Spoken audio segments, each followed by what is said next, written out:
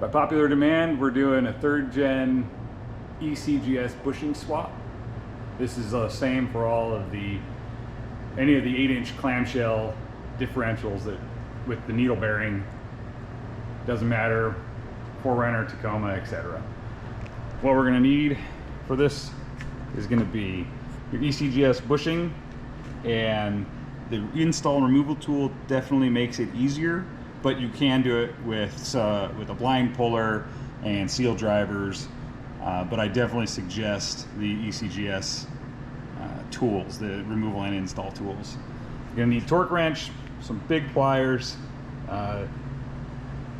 Your 19 is actually the only one if you do it this way, and hammer. I flattened out a chisel so that I don't do any damage to the axle getting it out. So let's get started. First, we're gonna loosen but don't remove the tie rod end castle nut. Then we're going to come to the bottom and we're going to knock off these 19 mils here and here. Then we're going to remove this bump stop. It makes life a little bit easier.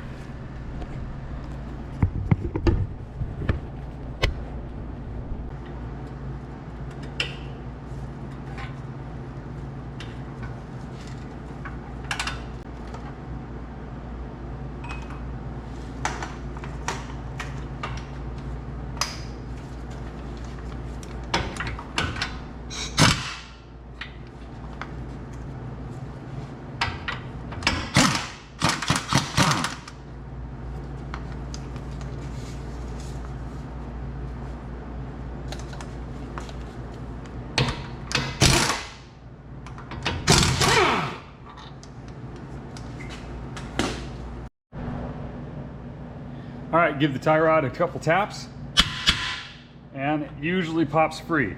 If it does not, you want to get a tie rod puller like this, pop your castle. After you do it, get it down here.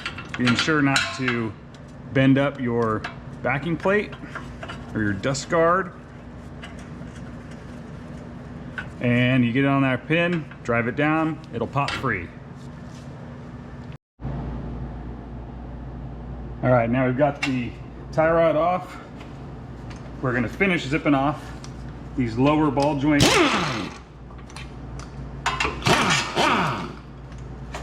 And they're 19s. Now,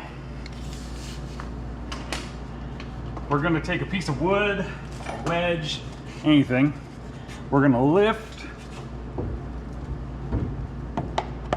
to get a little bit of pressure off that axle, making sure to not stretch your brake lines, your ABS wires, any of that good stuff.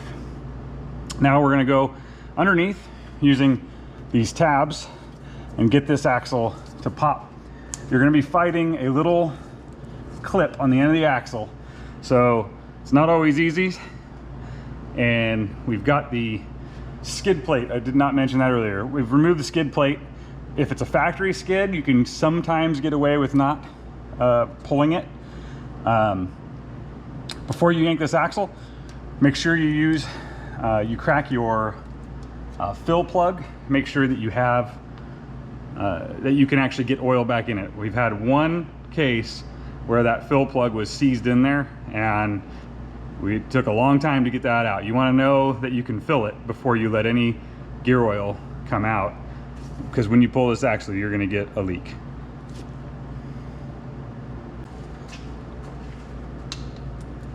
And that is a 10 mil.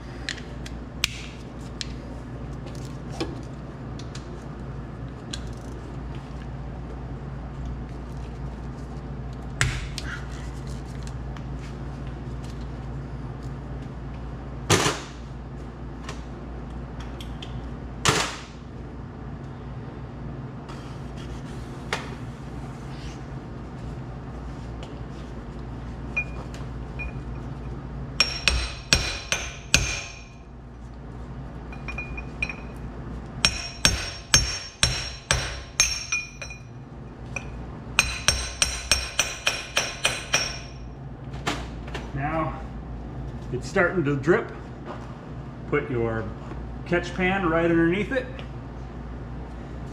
and tap her out the rest of the way.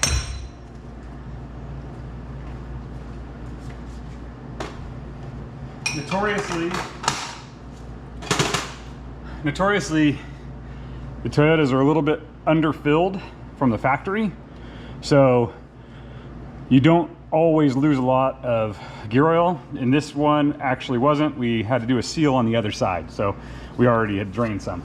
Next, you're going to want to remove this bump stop. This is kind of the trick to doing essentially the 3-bolt method. We only had to remove 3 bolts to be able to pull this bushing and do this swap. You get a hold of this bump stop and you give it a crack, unthread it. Well, interesting. Never seen this one before. This guy is stripped in there and will not spin. Well, it spins, but it does not tighten or loosen. So that's a first. So Toyota wants $75 to replace that. So we're going to try doing this without it. It's going to make it a lot harder, but because during the install, this is where we're swinging our hammer. So we might struggle through this. We may end up having to cut it out and actually replacing it, but we'll go from there when we get it. Now the axle's pulled, what we're going to do is lift the whole assembly with the wheel and everything and swing and pivot the axle out. This being out of the way, you can get the whole knuckle here out and kick the axle tip through here, and it'll hang down out of your way down low. We're going to see how it goes with this, because I've never done it leaving that one in there. So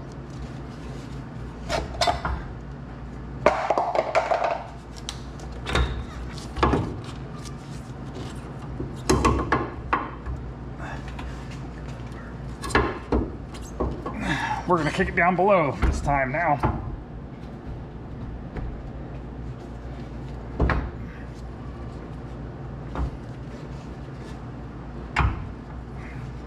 So we watch that brake line, make sure that's all good, everything's fine there. We grab our seal remover.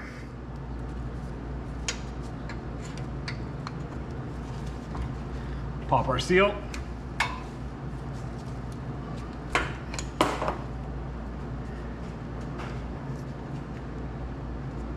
Give it a quick inspect here. We got a little bit of grease and stuff from, I believe they had a re-gear.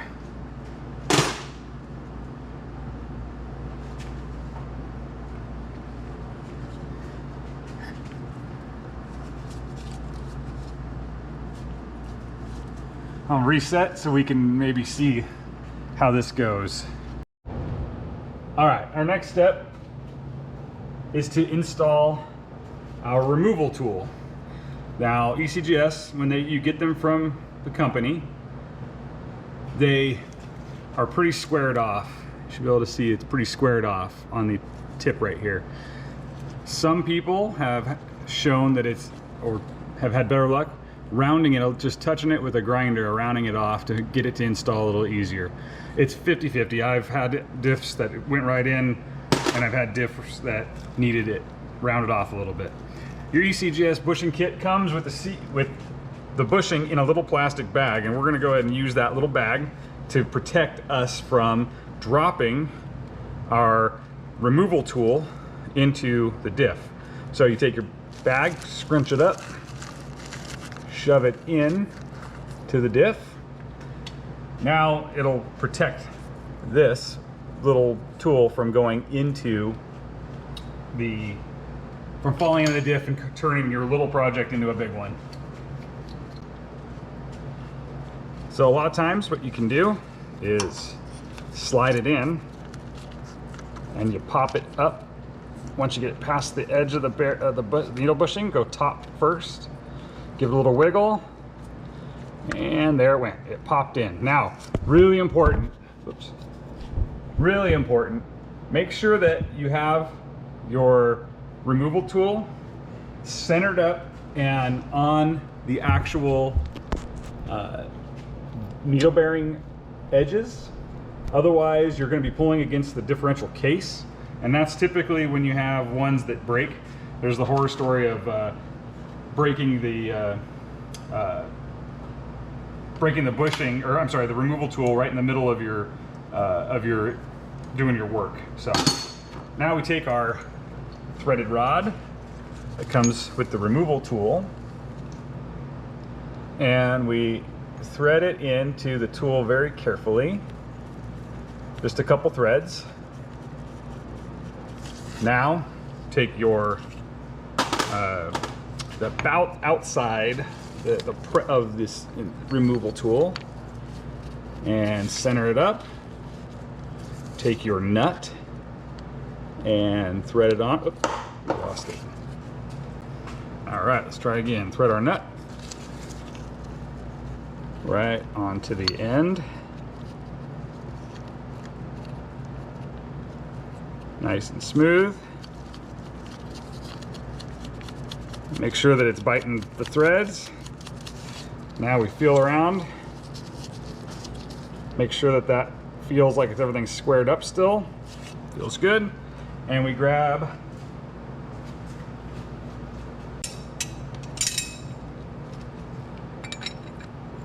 ¾ So we grab our ¾ wrench or socket, whatever you want to do. I would not use an impact or anything like that. I would just, because you want to make sure you can feel it start to come, the needle bearing.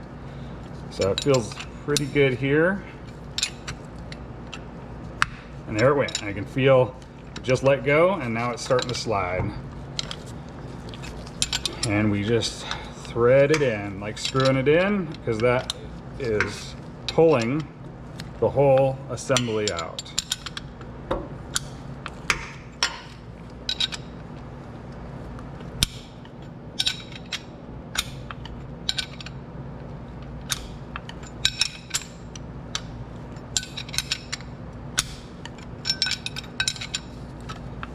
I usually do this with a gear wrench, make it faster.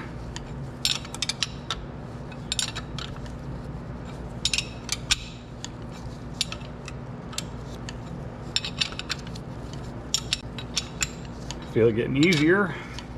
That means it's close. I can see it over coming out right on the top and the bottom as well. It's kind of hard to get an angle though for the camera.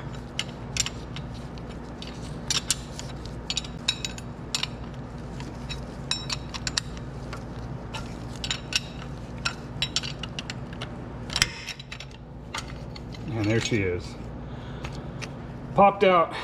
You can see how this tool barely fits on there, and it just grabs the edges and stays on the inside of where the needle bearing is pressed into. Next, for the sake of sanity, pull your plastic out so that doesn't get left in there.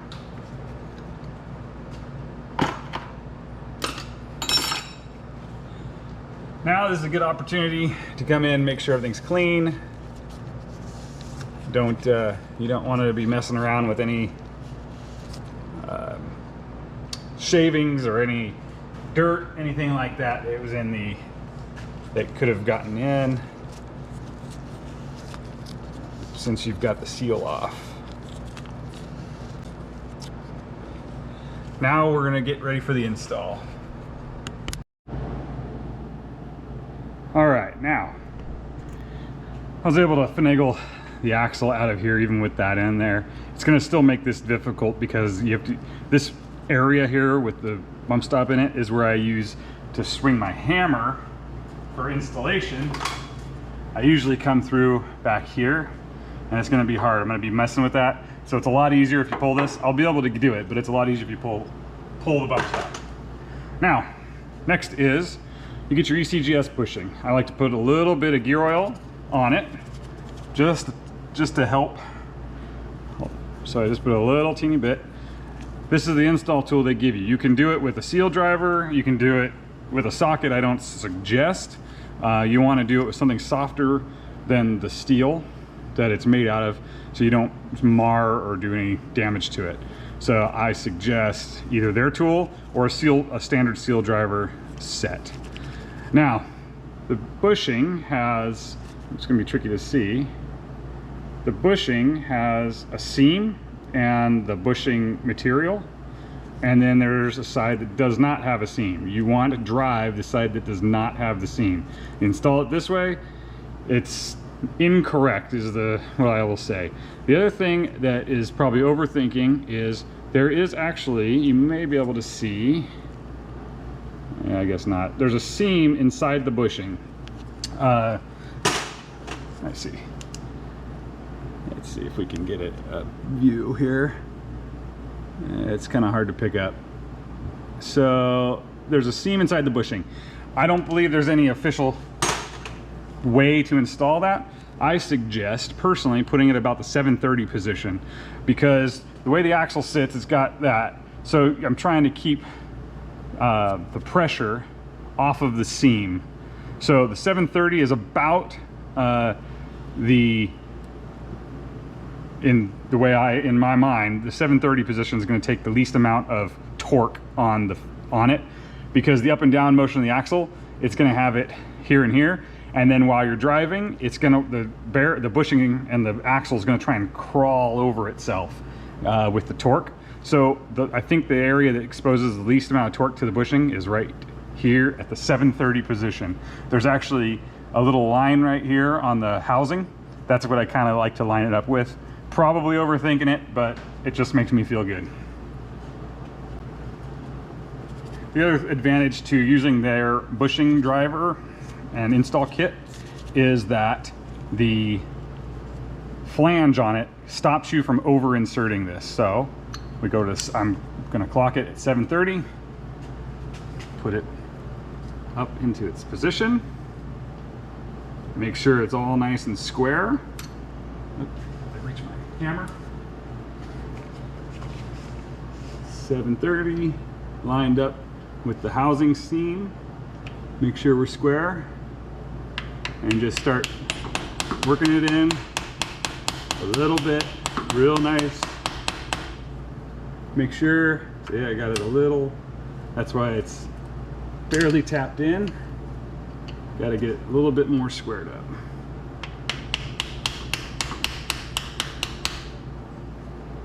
There we are. So now we're going to tap her in. This is where it's easier with the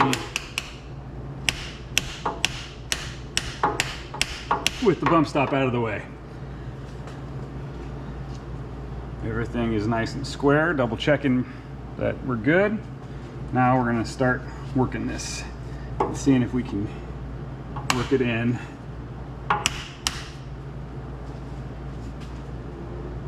See if we can work it in with around this bump stop.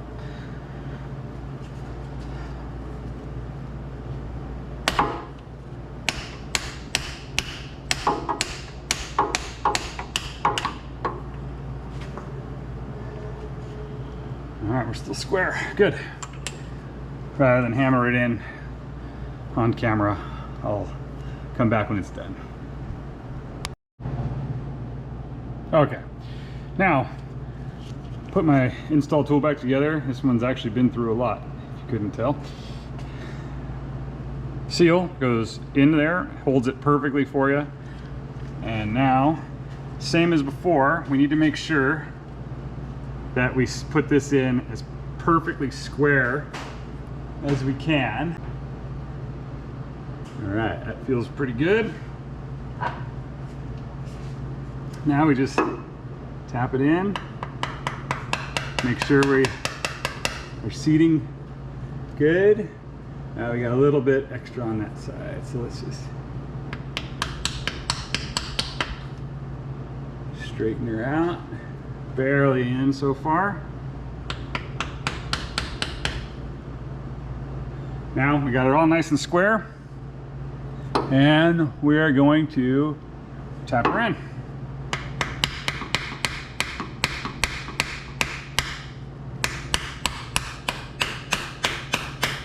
Double check. Yep, we're nice. We're getting nice and flush.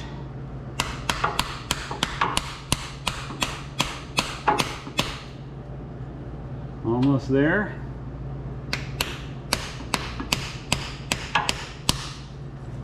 double check. We are right up there. And we're gonna make sure it's seated all the way. Hear the tone change? Now we're tapping against the differential itself. Perfect install.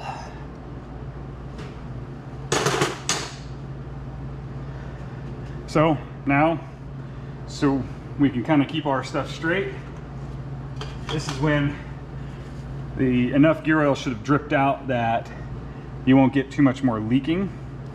I take a little brake cleaner on a rag, clean it up, the edge, try not to get it on the actual seal. I don't want to dry that out or do any damage to it. But we're going to clean up the lip, and then clean up underneath the housing right here. So you know right off the bat when you fill it back up that everything's seated correctly and you don't have anything leaking out. And do a quick check of the seal. Everything looks perfect, no marks, no problems with it. Now take a little gear oil or grease and just lube the seal up just a little bit, just so we don't ever want to install on a dry seal. And it's just the inner. The outer piece is just a dust shield. So now what we're going to do is we're going to lift and slide the axle back in. Now earlier I said there is this little clip. That's what you're fighting when you're doing when you're pulling the axle or pushing it back in. There's a little retaining clip in it. That's what we're fighting. So now what we're going to do is make sure it's clean. I'm going to wipe it off, and then we're going to slide it up through here and get it lined up in there. All right, so I got it back up in here. I wanted just to show how I actually get it in there. What we'll do is I like to orient that clip so that it's like a big C, but the top and bottom edges or the sides, I put them out at the horizontal position. It just seems to seat a little bit better when you do that. So I've got a little bit of just a touch of grease film on the bearing or the bushing surface and the seal surface, so we're not putting in on a dry seal because we do not want to rip it. So grab the bottom of the rotor and housing here, or the whole assembly. We're going to lift it up and out a little to get the axle swung into that spot, and then we're going to just make sure it's aligned and slide it in. So we go get stuck. And go up. Make sure we don't hit the seal. Give it a little wiggle so we find it. Now it's lined up, and we'll use our little chisel assembly, and we're going to tap forward on these little on the tabs. And like I said, we're going to be compressing that C-clip back into its position.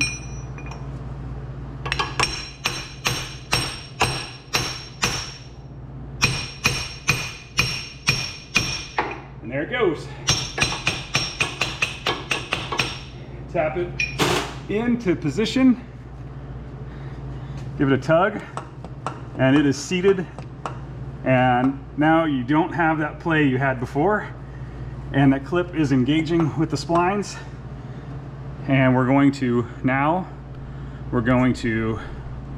put a little Loctite on, reinstall our 219s from below, and then our castle nut and tie rod end in the front before torquing everything down. The tie rod end will hold everything while you're reinstalling.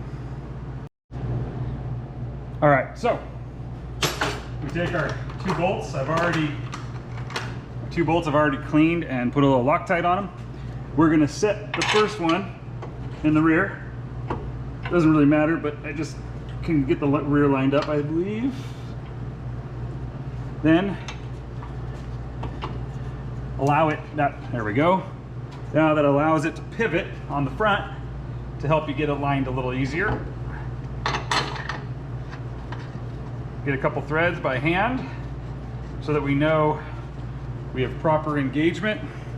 Now I'm using an impact, and on number 1, just use it to tighten it up.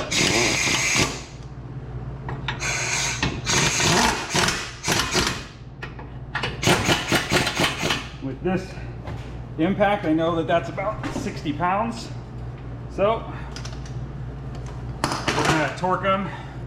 Once again, it's 19 mil. We're gonna torque them to factory spec 118.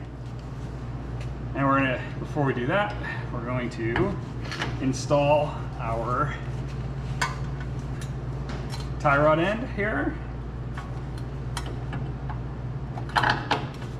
because that will hold it while we're torquing everything down.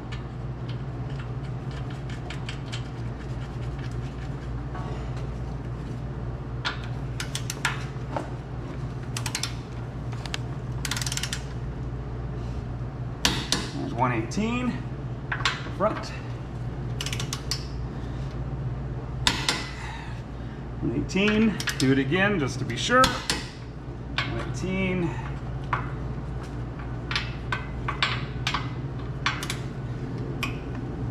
118. Now we're going to go to the castle nut on top, and that for the tie rod end, and that is at 67. We're going to torque that one to 67 foot-pounds.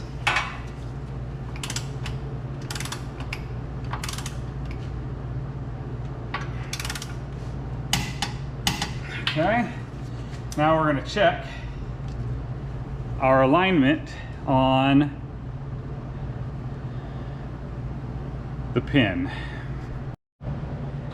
Okay, I torqued it to the 67 foot-pounds, and we are right at the hole, of course. So what you want to do is go to the next slot in the castle nut. But don't go too far. We're almost there, just a touch more. There we go. We're going to take cotter pin, install, and then grab our plier, bend it up.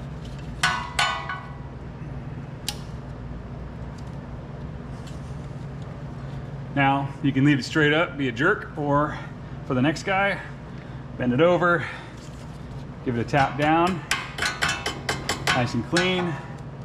Push the other side down a little bit so it's not going to snag anybody or anything. Now I personally like to mark, once I've torqued everything in the order I've done it, I mark with a paint pen everything. Ensures you've done it right, and also allows you to know, not that a castle nut is required, but it's still good to do as your check. Now I know that I've torqued all three. All right, we previously cracked this to make sure you get gear oil in before we lost any. And definitely want to install a new crush washer when you do this. It's a cheap insurance. You can either pump it in if you have a gear pump, or gear oil pump from the bottom is usually pretty easy. But if you don't, and you don't want to purchase that, you can get a piece of tubing, and on your gear oil bottles, and you're going to top off. Now it depends on how much you lose, but you're going to top off anywhere between a full, depending on what you how much you lose. I mean, half quart, 3/4 quart. And what you're going to do is you're going to fill your gear oil until it starts coming out of that hole. That one is about a half a quart so far. I'm going to grab another bottle. All right, fishing it back through, new bottle. That one had just a little bit left in it, so here we are again. And we're gonna just kind of keep squeezing it in until we get it coming out. It's getting close, I think. Well, there it is. New crush washer installed. And we've got a full diff. There. Now we're going to torque this down to 29 foot-pounds. 29 foot-pounds.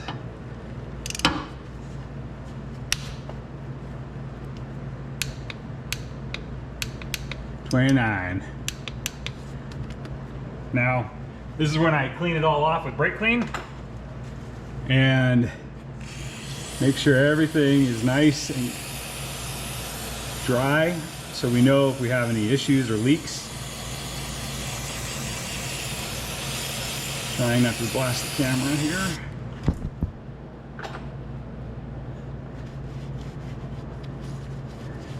And then what we're going to do is mark that, mark the fill plug so we know that that it's torqued, and also so that if we can do a quick check and inspection later on down the road and know if anything's loosened up. And that's about wraps it up. If you guys got any questions, reach out. Thanks.